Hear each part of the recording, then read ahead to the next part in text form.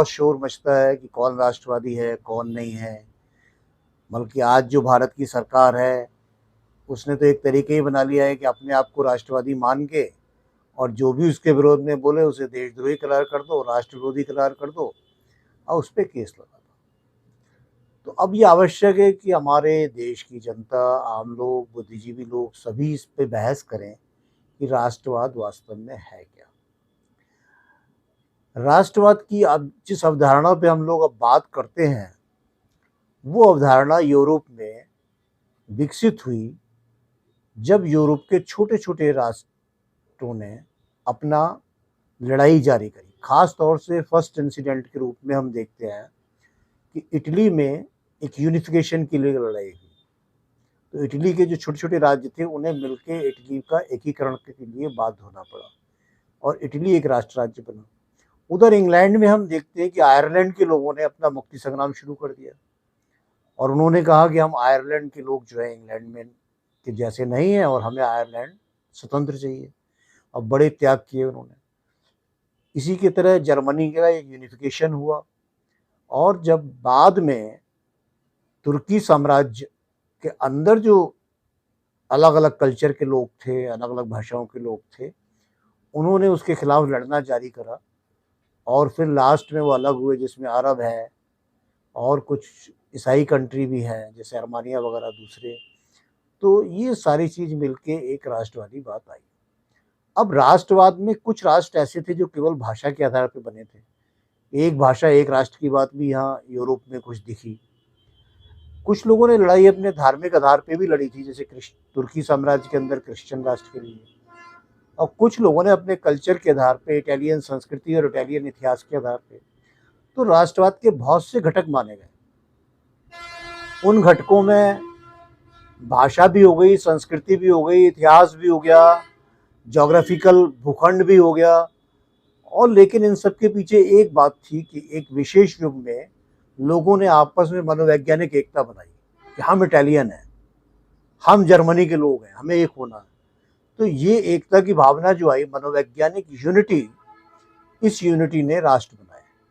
अब इन राष्ट्र जब बने तो बहुत से राष्ट्रों में दो भाषाएं भी थी, तो अलग अलग तरीके से सामने आ गए। तो इस पे जब एक गहन चिंतन, क्लासिकल चिंतन हुआ, तो ज्यादातर तो लोग ये कह रहे थे कि एक भाषा एक राष्ट्र होना चाहिए। तो लेकिन लेनिन ने जब चिंतन इसमें रखा अपना सामने, तो उन्होंने ये अवधारणा, लेनिन और रोजा लग्जमबर्ग में हालांकि काफ़ी चर्चा हुई राइट ऑफ सेल्फ डिटरमिनेशन को लेके, लेकिन उन्होंने ये बात स्वीकार करी दोनों ने कि राष्ट्र जो है किसी भी तरह से निर्मित हो सकता है। सवाल ये कि उसकी लड़ाई होनी चाहिए एक यूनिफिकेशन की, और ये यूनिफिकेशन के लिए भाषा भी आधार हो सकती है, धर्म भी आधार हो सकता है, संस्कृति भी आधार हो सकती है, कोई भी आधार हो सकता है। लेकिन दूसरे फैक्टर में भी वाइस वर्सा चलेंगे और कल्चर और हिस्ट्री बहुत बड़ी भूमिका निभाते हैं। और राष्ट्र जब बनने की ओर होते हैं तो अपना एक साझा इतिहास भी निर्मित करते हैं। इस तरह से राष्ट्र बनते हैं। दोस्तों, ये बात जब यूरोप से निकल के बाहर आई तो राष्ट्र की ये विभिन्न परिभाषाएं भी आ गई और साथ में जो है राष्ट्र के बारे में विभिन्न तरह की चर्चाएं चल पड़ी और हमारे आंदोलन सब राष्ट्रवादी आंदोलन कहलाते हैं। भारत की राष्ट्रीय आज़ादी की लड़ाई। तो अब इसमें एक बात आ गई, जैसे कॉमरेड लेनिन ने दिखाया कि पूरब में क्या होगा, कि पूरब में जातीय मुक्ति आंदोलन होंगे या राष्ट्र के आंदोलन होंगे, क्योंकि पूंजीवाद जो है वो एक विशेष अवस्था में बदल गया जिसे कहते हैं साम्राज्यवाद। तो साम्राज्यवाद में एक देश दूसरे देश का शोषण करने लगता है। जो विकसित राष्ट्र हैं वो अविकसित राष्ट्रों का शोषण करने लगते हैं, तरह तरह की कंडीशन लाते हैं, उनके माल को लूटते हैं। तो इस कंडीशंस में उन देशों के लोगों को अपनी गुलामी से मुक्ति की लड़ाई लड़नी पड़ेगी और उसमें उनकी राष्ट्रीय मुक्ति होगी।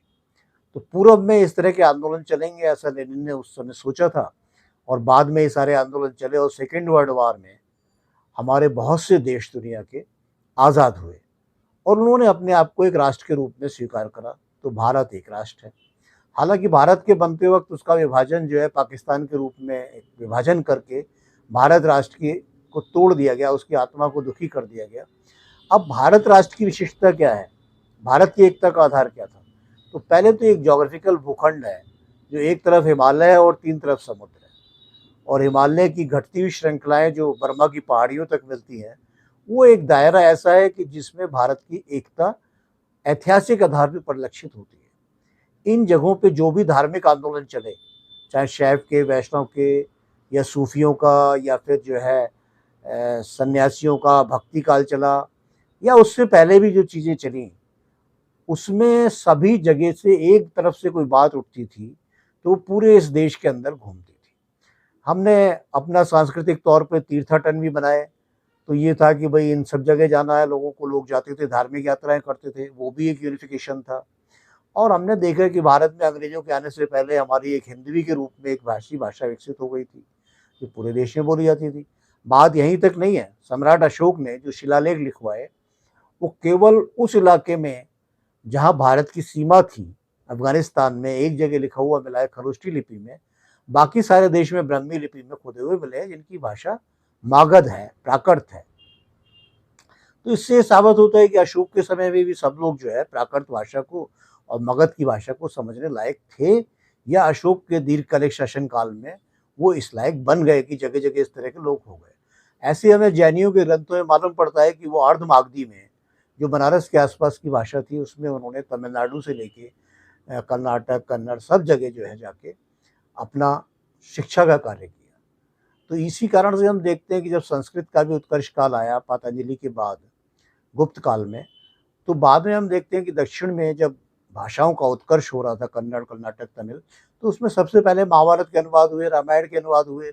यानी एक संस्कृति का सम्मिलन हमेशा देखने को मिलता है। और भारत की ये संस्कृति जो है इस्लाम के आगमन के बाद भी उससे टकरा गई। वज्रयानी बौद्धों के, संतों के प्रयास से कि यहाँ पे एक जो सूफी और संतों के समन्वय से उस संस्कृति को जो संभाला गया, उसके आगे जो अरब और तुर्कों के अंदर इस्लाम की अवधारणाएं थी, उसे चुनौती देके भारत में जो लोग इस्लाम की ओर गए, उसमें ये एक नई तरह की भारतीय परंपरा विकसित हुई, जिस भारतीय परंपरा को मानने वाले अधिकांश मुसलमान हैं। ये भी माना जा सकता है कि उसमें अधिकतर लोग पहले शैव थे या बौद्ध रहे थे, जो बाद में मुसलमान बन गए।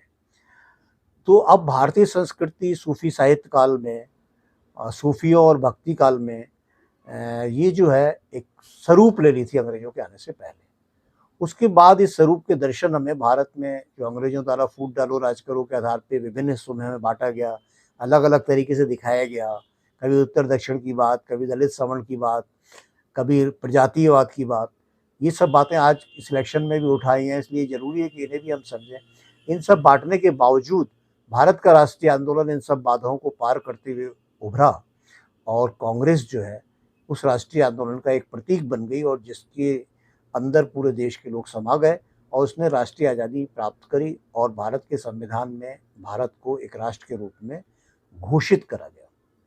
अब ये भारत राष्ट्र ना हिंदू राष्ट्र है, ना मुस्लिम राष्ट्र है, ये भारत राष्ट्र है जो अपने सांस्कृतिक आधारों पर खड़ा है।